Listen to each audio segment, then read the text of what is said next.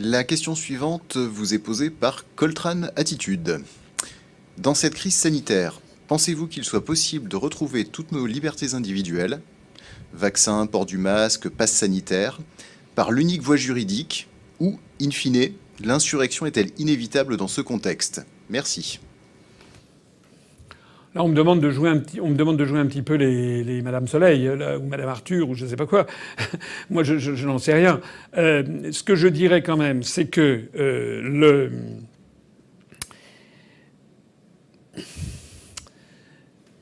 je suis inquiet.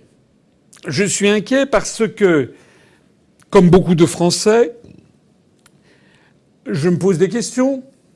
Je ne suis pas sûr d'avoir raison.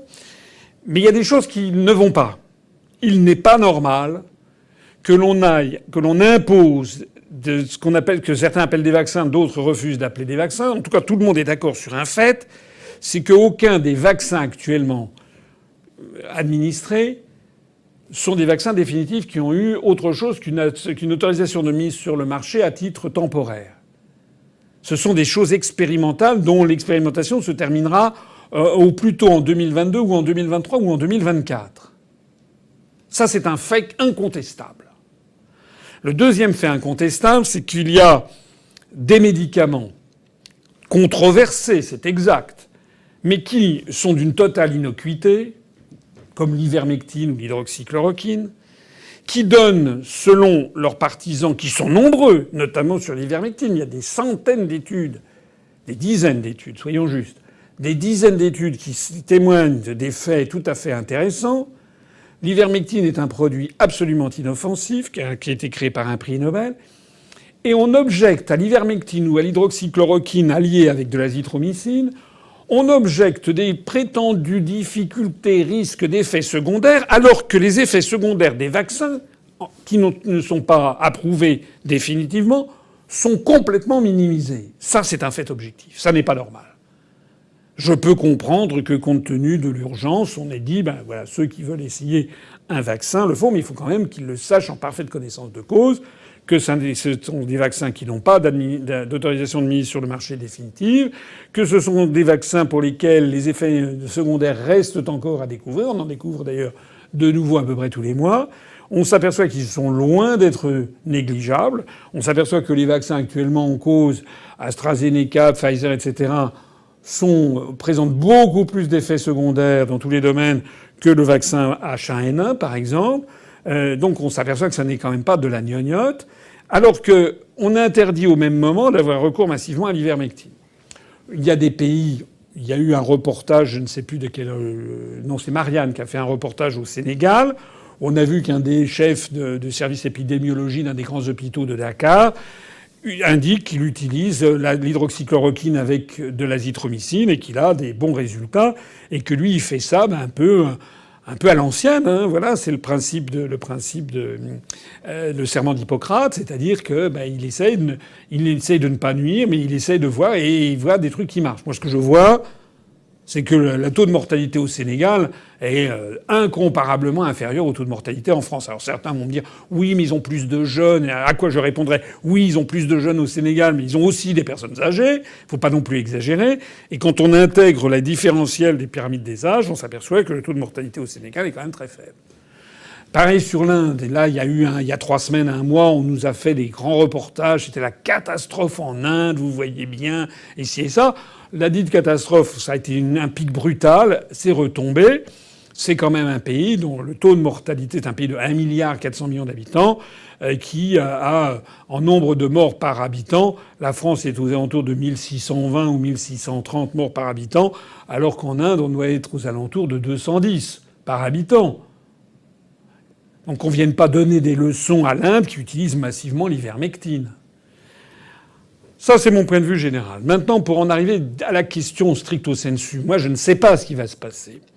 Ce que j'espère qu'on ne va pas arriver à une insurrection. Ce que j'aimerais, c'est que les autorités françaises aient le principe d'éthique minimale de donner le pouvoir aux Français, de leur demander ce qu'ils veulent, en définitive.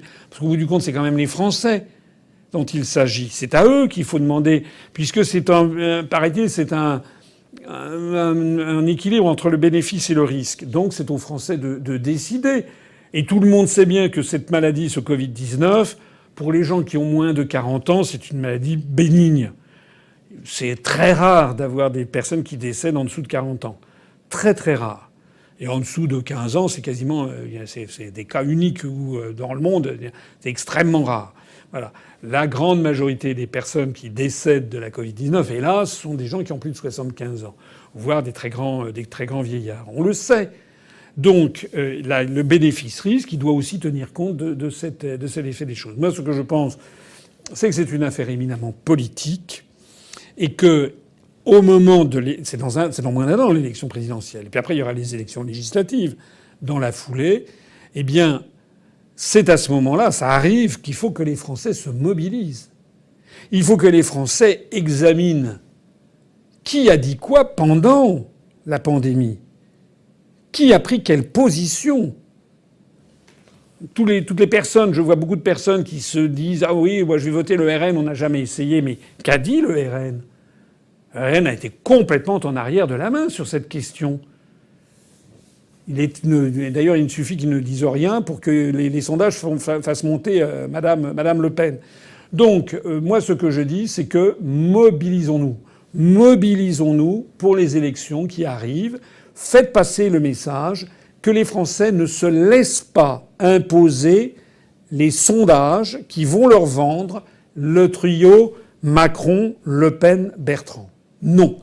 Il faut que les Français coupent la télé et se discutent entre eux et viennent voir d'autres sources d'information, en particulier la nôtre. Voilà ce que je dis. C'est pour ça que c'est vraiment très très important ce que je dis. Et ne croyez pas que ça soit impossible. Parce que je rappelle, par exemple, ce qui s'est passé en Italie. Lorsque Beppe Grillo est arrivé au pouvoir, il était complètement blacklisté par les grands médias, mais c'était par les réseaux sociaux qu'il avait monté. Pareil en Inde. En Inde, Modi, celui qui est devenu Premier ministre, était blacklisté du Bharatiya Janata Party. Mais il s'est passé qu'il y avait le téléphone arabe, comme on dit en français, c'est-à-dire les gens qui discutent. C'est pareil d'ailleurs en 1940-41.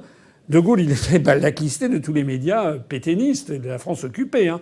On n'entendait pas de Gaulle sur Radio Paris, hein, ou dans des journaux aussi prestigieux que Je suis partout, Gringoire, enfin tous ces journaux collaborationnistes. De Gaulle, il était sur la BBC, qui était l'équivalent d'Internet. Mais ça n'empêchait pas les Français en France métropolitaine de papoter et de dire « Vous connaissez, est-ce que vous... » À partir de 43-44, de plus en plus de Français ont commencé à parler de Gaulle. Il faut que de plus en plus de Français parlent de l'UPR et de nos analyses.